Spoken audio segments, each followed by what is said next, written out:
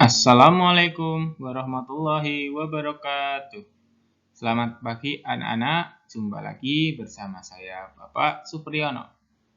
Pada kesempatan pagi hari ini kita masih pada tema 2 persatuan dalam perbedaan.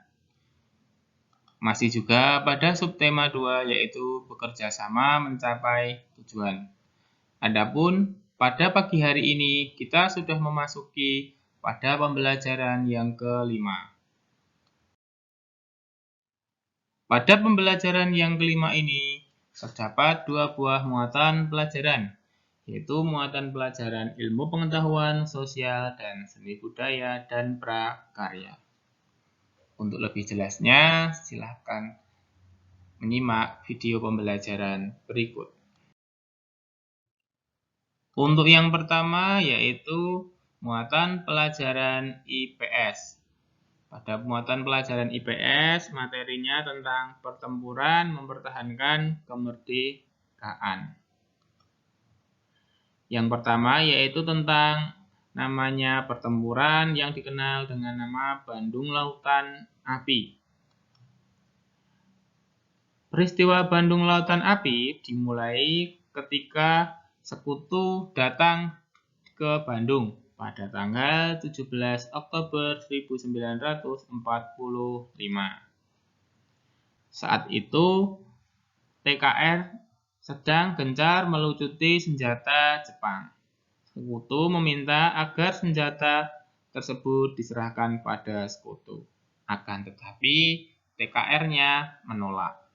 TKR di sini adalah tentara. Pada zaman dahulu namanya TKR, kalau sekarang namanya TNI.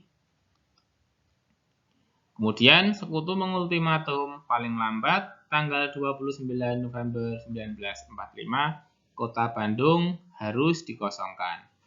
Akan tetapi ditolak sehingga Sekutu mengulangi ultimatumnya pada tanggal 23 Maret 1946. Kemudian pemerintah menginstruksikan agar kota Bandung dikosongkan. Akan tetapi ditolak oleh markas TKR. Akhirnya, dengan berat hati TKR meninggalkan kota Bandung. Akan tetapi terlebih dahulu membumi hanguskan kota Bandung bagian selatan. Dengan demikian, yang kota Bandung bagian selatan kosong, para TKR berpindah ke kota Bandung bagian utara. Kemudian yang dikenal dengan peristiwa Bandung Lautan Api. Yang kedua yaitu pertempuran Medan Area. Pertempuran Medan Area dimulai ketika Sekutu datang di Medan pada tanggal 9 Oktober 1945 yang dipimpin oleh Brigjen T.E.D. Kelly. Kemudian, pada tanggal 18 Oktober 1945, Sekutu mengultimatum pemuda Medan untuk menyerahkan senjatanya. Nah, kemudian pada tanggal 10 Desember 1945, Sekutu menyerang TKR, sehingga wali kota pindah ke Pematang Siantar. Akan tetapi, rakyat terus melakukan perlawanan dengan membentuk Laskar Rakyat Medan Area. Yang ketiga yaitu tentang pertempuran Surabaya,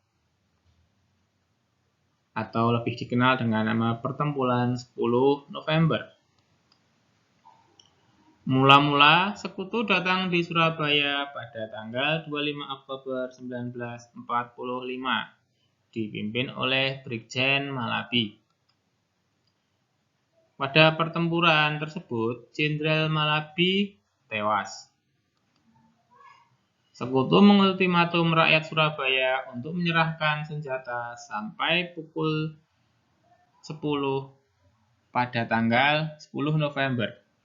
Akan tetapi ditolak oleh masyarakat dan masyarakat pun melawan dengan dipimpin oleh pembakar semangatnya yaitu Bung Tomo. Di Hotel Yamato terjadi insiden bendera, yaitu bendera Belanda disobek.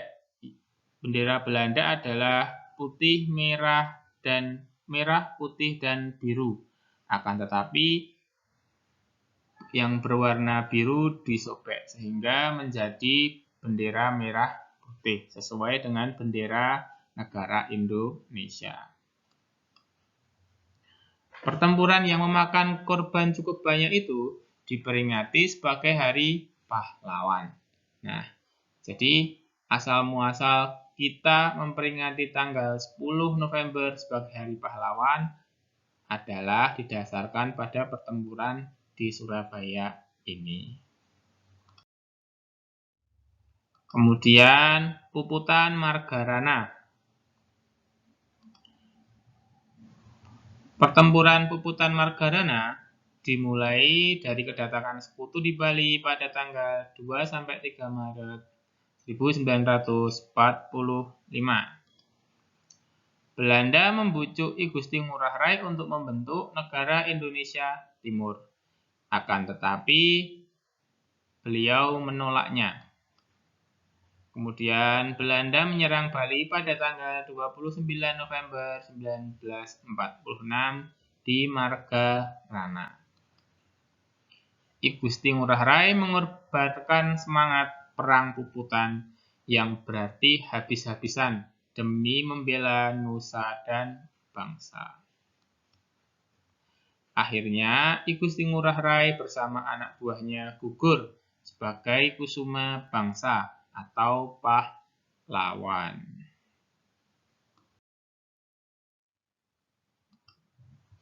Kemudian peristiwa agresi militer Belanda yang pertama. Agresi militer Belanda merupakan upaya pendudukan Belanda terhadap beberapa wilayah di Indonesia. Sasaran wilayahnya yaitu berada di Jawa dan Sumatera. Adapun dilaksanakannya pada tanggal 21 Juli sampai 4 Agustus 1947. Agresi ini merupakan akibat dari pelanggaran Persetujuan Linggarjati. Tujuannya yaitu merebut daerah perkebunan kaya dan sumber daya alam termasuk minyak. Akan tetapi pada tanggal 31 Juli 1946 dibahas dalam agenda Dewan Keamanan PBB. Nah, barulah pada tanggal 17 Agustus 1946 terjadi gencatan senjata. Kedua negara yang bertikai menerima resolusi Dewan Keamanan PBB untuk melakukan gencatan senjata, yaitu Indonesia dan Belanda. Kemudian agresi militer Belanda yang kedua. Agresi militer Belanda yang kedua terjadi pada 19 Desember 1948. Pada saat itu, ibu kota Indonesia yang ada di Yogyakarta diserbu oleh Belanda. Dan para pemimpin kita seperti Soekarno, Muhammad Hatta, Sultan Syahrir, dan lain sebagainya ditangkap oleh Belanda. Nah, pada tanggal 19 Desember 48, Wakil Tinggi Mahkota Kerajaan Belanda menyatakan bahwa Belanda tidak lagi terikat dengan perundingan Renville. Oh, berarti agresi militer Belanda yang kedua adalah upaya pelanggaran dari perjanjian Renville. Nah, kemudian sebelum ditangkap, Presiden dan Wakil Presiden membuat surat kuasa untuk membentuk dan mengambil alih kekuasaan di Bukit Tinggi atau biasa disebut dengan PDRI, Pemerintah Darurat Republik Indonesia, yang diketuai atau dipimpin oleh Mr. Syafruddin Prawira Negara. Beliau diberi mandat untuk membentuk satu kabinet dan mengambil alih pemerintah pusat.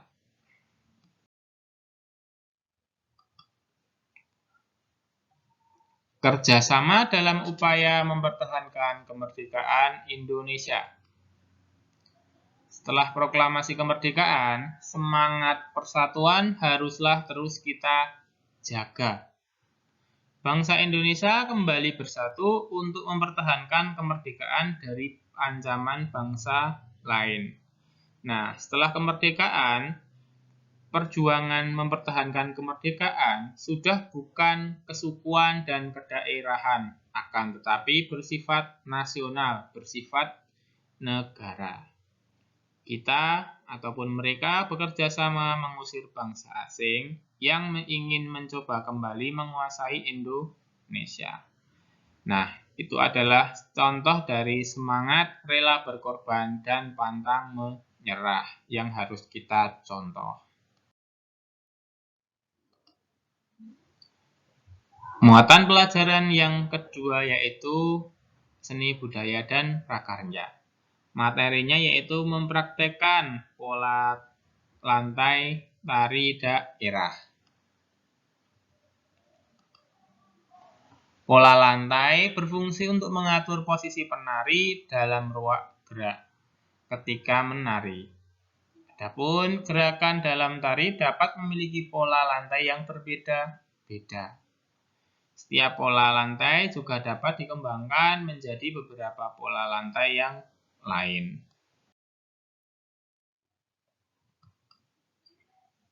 Pola lantai lingkaran pada tari Macarena. Kalian bisa lihat di sini pada gambarnya yaitu tari Macarena yang menggunakan pola lantai lingkaran. Demikian sedikit materi pada pembelajaran yang kelima ini. Guru ucapkan terima kasih karena sudah menyimak pembelajaran tersebut. Kurang lebihnya mohon maaf. Sampai jumpa kembali. Wassalamualaikum warahmatullahi wabarakatuh.